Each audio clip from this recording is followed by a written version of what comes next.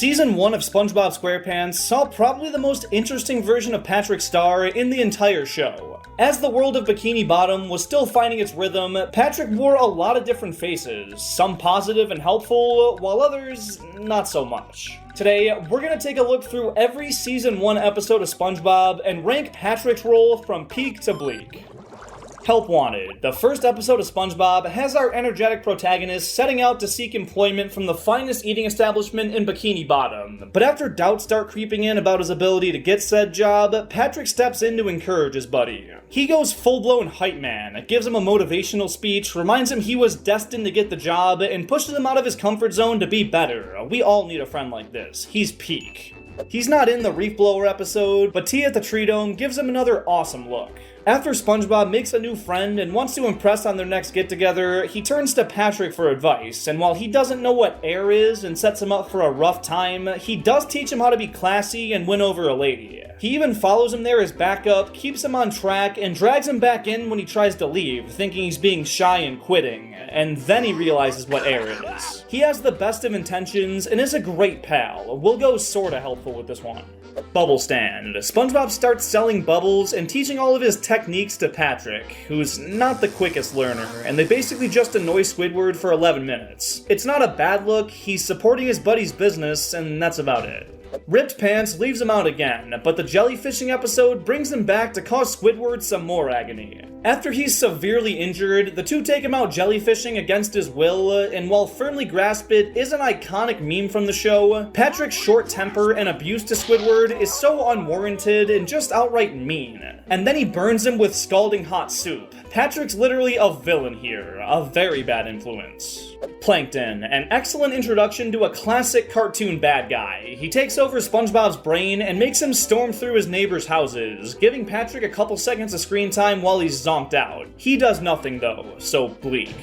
Naughty Nautical Neighbors. Squidward gets annoyed by SpongeBob and Patrick's friendship, decides to sabotage it, and then immediately regrets it when they both try to be his friend instead and keep one-upping each other in more and more obnoxious ways. I would go pretty low with this one, but when Squidward's choking, he steps up and saves his life, which is insanely clutch, so I gotta go at least sorta helpful here. Even if they did end up destroying his house, his life's worth more, right? Boating School. SpongeBob fails his driving test once again, and even though he never asked for his help, Patrick sees his friend struggling and steps up for the assist, which he does to an amazing degree. Over walkie-talkie, he secretly gives SpongeBob all the information he needs to ace the test, and if his own guilt didn't get the best of him in the end, he would have gotten his driver's license. Sure, he was cheating, but Patrick going out of his way to get involved and help this much is a peak look for the guy. Pizza Delivery leaves him behind, but Home Sweet Pineapple has him once again going above and beyond to help his best friend out of a tough time. After nematodes eat through his entire house and he has to move back in with his parents, Patrick encourages him to rebuild the house and helps him throughout the entire construction process. It doesn't end up working out though, so he invites him to stay over at the Rock, again with a poor result, but his heart was in the right place and he did all he could. Also, he looks dapper in this little suit, so it's all around deserving of peak.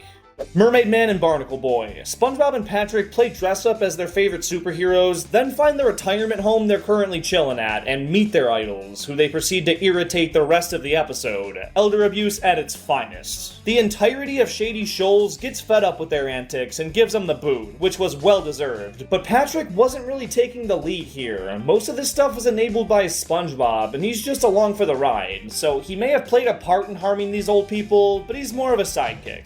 No Pickles doesn't have the Pat Man, but Hall Monitor brings him in for some pretty classic moments. Helping SpongeBob track down the maniac is seemingly pretty helpful, but him not putting two and two together is a very dumb look, though his exchange with the cops is freaking hilarious. He doesn't add to the chaos that SpongeBob causes across town, which is good, but outside of making the viewer laugh, he's just Spongy's sidekick.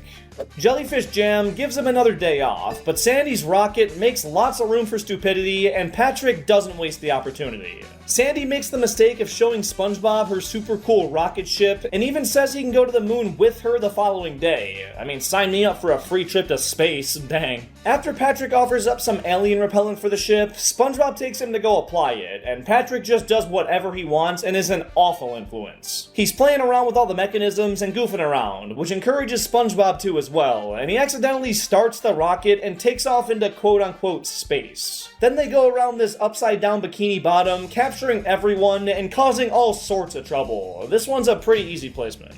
Squeaky Boots takes another L, but Nature Pants brings Patrick to his first blatant antagonistic role. SpongeBob wants to leave his cozy life in Bikini Bottom and be one with the jellyfish out in the wild, and it doesn't go the best for him, but Patrick takes the loss of his best friend in an interesting way. If I can't have you as a friend, I'm gonna make you a trophy. Yeah, he goes knuckin' futz and tries to catch his buddy to put on his mantle. Dude's a menace, and I guess in a twisted way, it goes to show how much he really values their friendship. It's not bleak, but he's a horrid influence.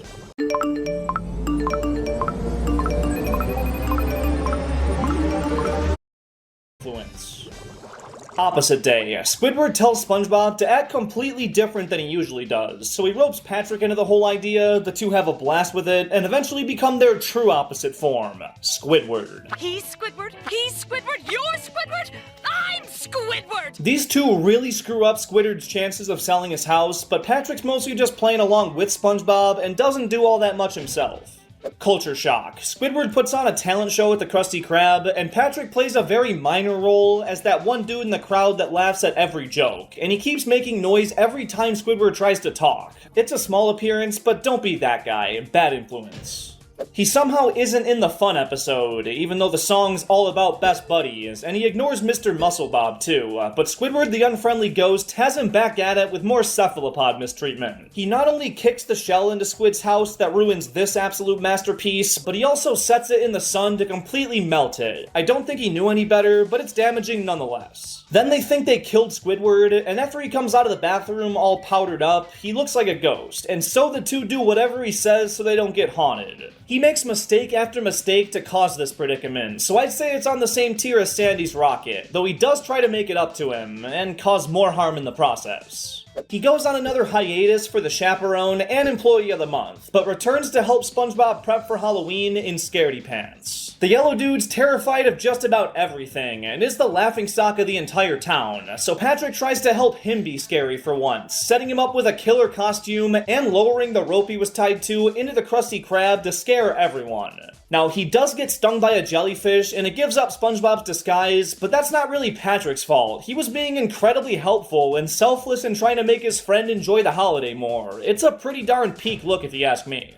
I Was a Teenage Gary. SpongeBob and Patrick go away to a jellyfishing convention and leave Squidward to watch Gary, which he just doesn't do. Patrick, though, is pretty irrelevant, so bleak.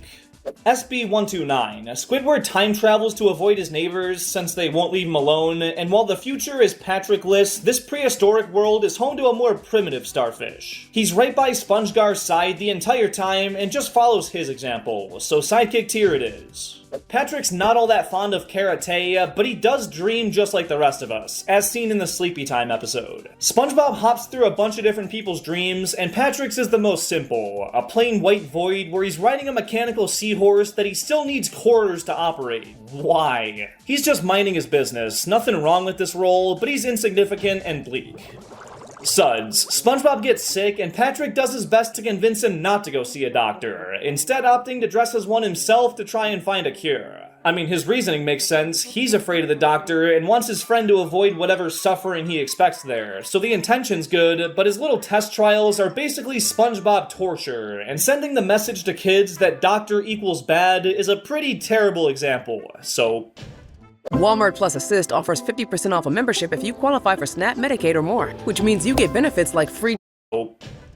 Valentine's Day. SpongeBob gives basically everyone in Bikini Bottom a gift for Valentine's Day, and plans something huge for Patrick, but the plans don't go as he expected, and it makes him feel forgotten about and unloved, which he will not stand for. Bro gets fuming mad and lets it out on the entire carnival, rampaging through crowds, decimating everything, and cornering all these poor people on the boardwalk, until thankfully his gift shows up and he says, "You didn't have to give me anything." An admittedly funny ending, but a horrible example of what you should do when you don't get what you want.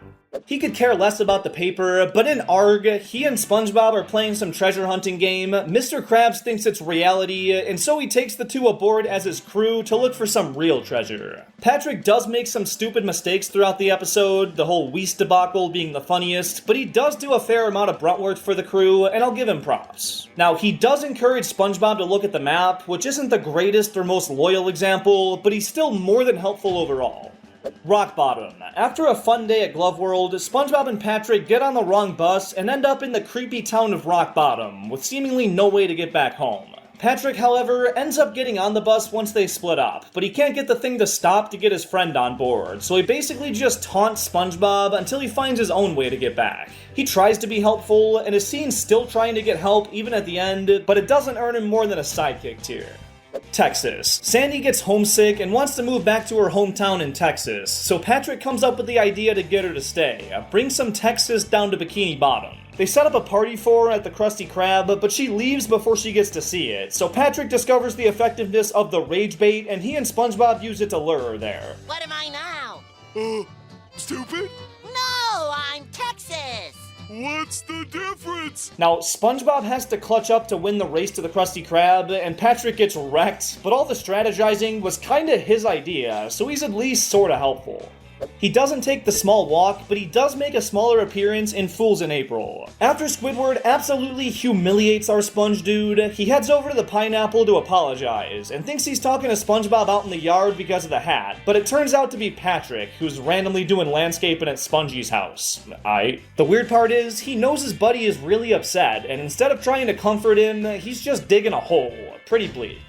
Neptune Spatula. The two check out the fry cooking museum. SpongeBob pulls out the golden spatula like King Arthur, and it summons Neptune, who challenges the spatula wielder to a cook-off. At first, though, he's skeptical that SpongeBob did it, and is kind of a jerk to him, so Patrick stands up for his friend over and over again, which gets him punished each time, but he doesn't back down. And at the actual competition, when everyone's rooting against SpongeBob, he remains on his side and cheers him on, being a great friend, and definitely earning a spot in Peak. Hooky, a textbook example of Patrick being a bad influence. He teaches SpongeBob that these dangerous fishing lines are a carnival, where you get free food and ride up and down for funsies. And after Mr. Krabs warns them of the very real dangers, Patrick talks him into going back, and it almost costs him his frickin' life. One of his worst looks if you ask me, and since he's not in the sister episode, Mermaid Man and Barnacle Boy 2, that's all of them, and there you have it. And if you want to see more ranking videos just like this one for all your favorite cartoons and animated movies, please be sure to hit that subscribe button here on Toon Tears. This is the first of 5 videos that'll be dropping over the next week to show you all the different types of content I'll be making on this new channel, and you won't want to miss any of them. But with that said, leave some requests for future videos down in the comments so I can better gauge some interest, and please have a fantastic rest of your day. I'll see you later.